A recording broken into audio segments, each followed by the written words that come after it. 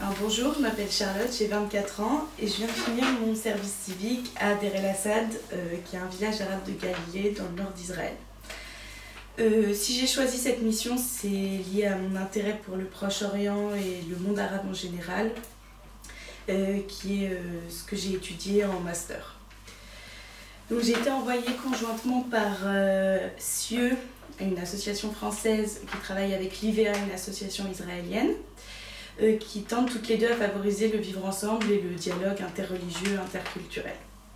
Donc très concrètement, moi à Deir el-Assad, j'étais professeure d'anglais, assistante d'anglais dans un collège, donc avec des enfants entre 12 et 14 ans. Et eux, à la fois, parfois on animait nous-mêmes nos propres ateliers, donc on était assez libres, et parfois on devait suivre le programme pédagogique et donc le livre officiel. Et donc on était deux volontaires, il y en a une qui s'occupait plus de faire la leçon et l'autre de cadrer les élèves.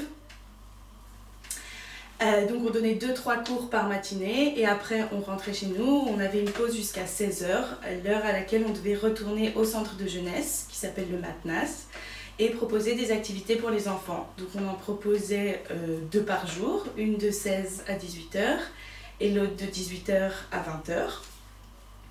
Donc notre plus grande difficulté, c'est d'avoir eu un réel investissement de la part des enfants et qu'il y ait un suivi toutes les semaines qui reviennent, etc.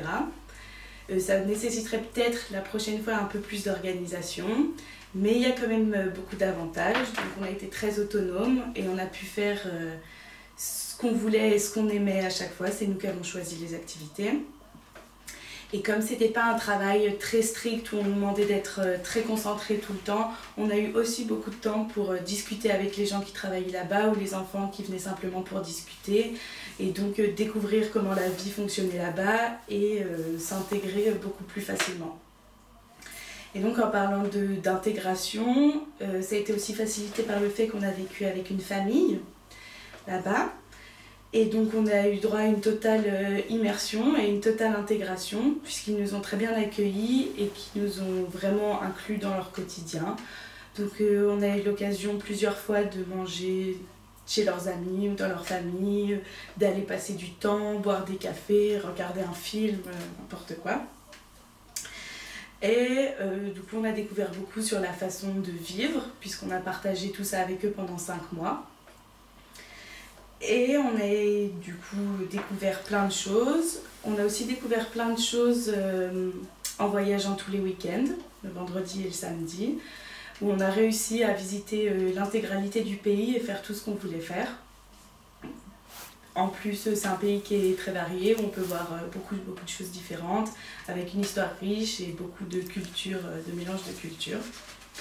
Donc le bilan pour moi, ça a été très positif puisque j'ai pu visiter plein de choses, découvrir plein de choses, des nouvelles cultures, commencer à apprendre une nouvelle langue, donc l'arabe, et appris à travailler de manière autonome avec des enfants. Donc dans le futur, j'aimerais continuer sur cette voie-là, dans la promotion du multiculturalisme face à un public plutôt jeune, de préférence.